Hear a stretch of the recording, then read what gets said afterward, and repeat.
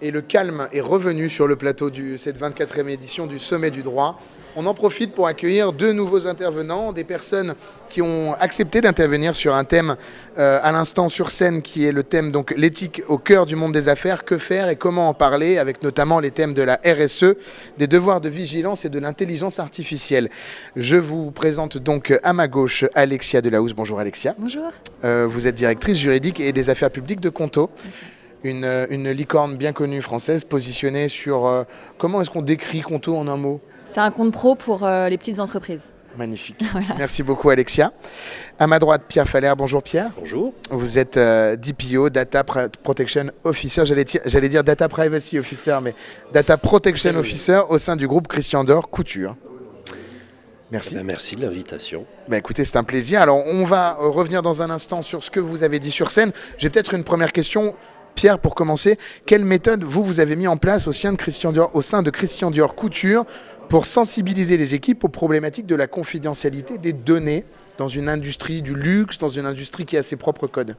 Oui, c'est un très bon sujet et effectivement, on l'a développé pas d'un coup de baguette magique. Il a fallu s'organiser puisque Christian Dior Couture, c'est plus de 10 000 employés, 60 localités, différentes langues, différents us et coutumes et différentes façons d'approcher un client, différentes attentes du client.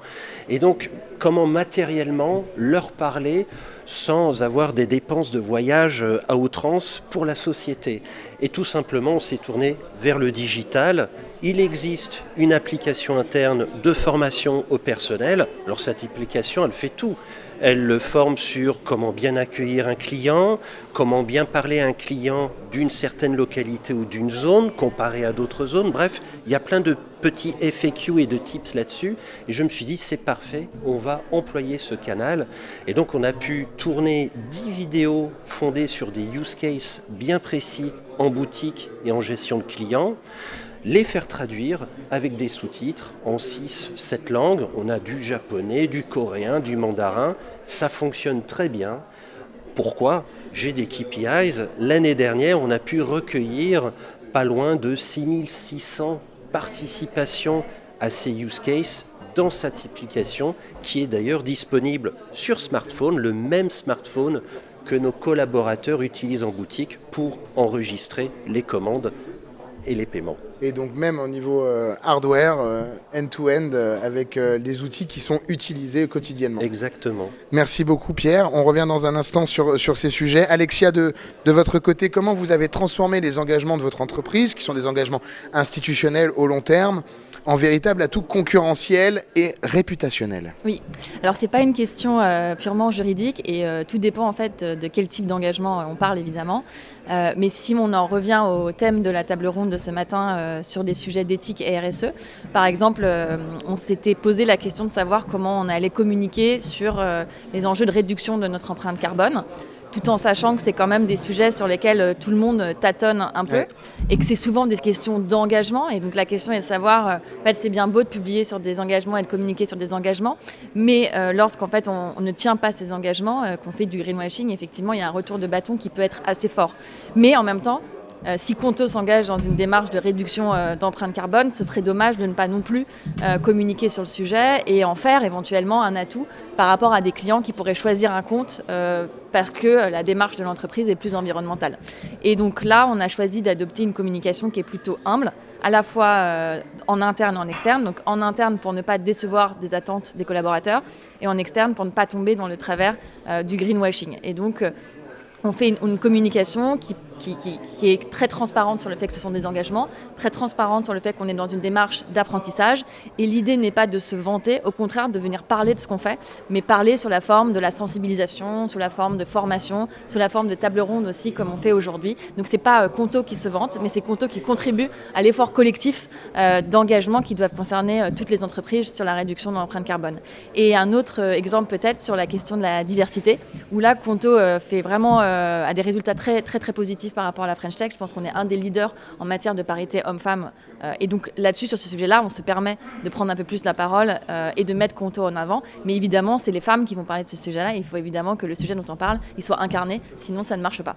Merci. Et vous êtes parti dans la direction, donc d'une part, du développement durable, d'autre part de la parité, mais vous êtes en tant qu'organisme bancaire, ou en tout cas avec beaucoup d'agréments, vous êtes au cœur, j'imagine, du KYC et de plein de sujets régulatoires qui sont eux-mêmes déjà, j'imagine, vous emmènent dans des stratosphères en termes de niveau d'exigence par rapport à ces sujets. Mais merci d'avoir zoomé sur... C'est vrai que justement, je ne suis pas partie sur ça parce qu'en fait, on décide de ne pas communiquer sur ça. Simplement être conforme à la réglementation, c'est le minimum et ça ne doit pas donner lieu à de la communication. Pareil, toutes nos interactions avec le régulateur restent totalement confidentielles et on ne veut pas en faire un atout concurrentiel. Merci Alexia, je reste avec vous pour une dernière question peut-être que je poserai à Pierre. Qu'est-ce que vous souhaitez pour ce sujet de l'éthique dans le business, dans votre entreprise, dans le monde des affaires pour les mois et années à venir?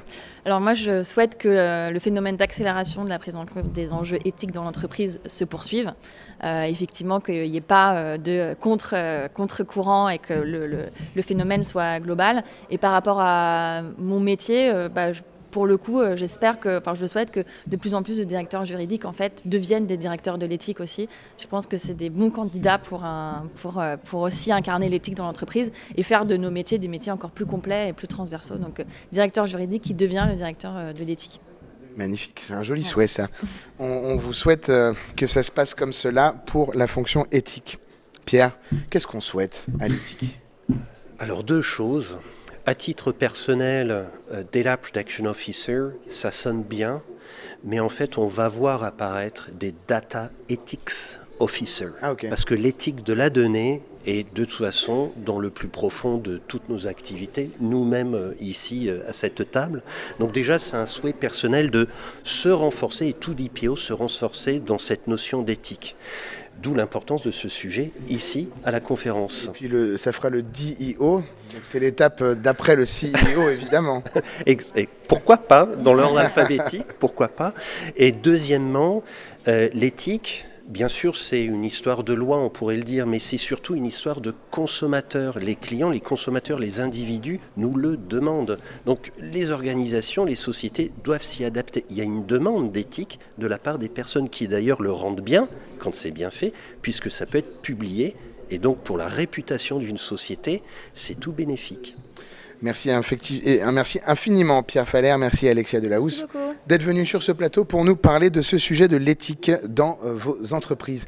On continue dans un instant avec la suite du programme pour cette 24e édition du Sommet du Droit. Merci pour votre présence, on vous retrouve dans un instant.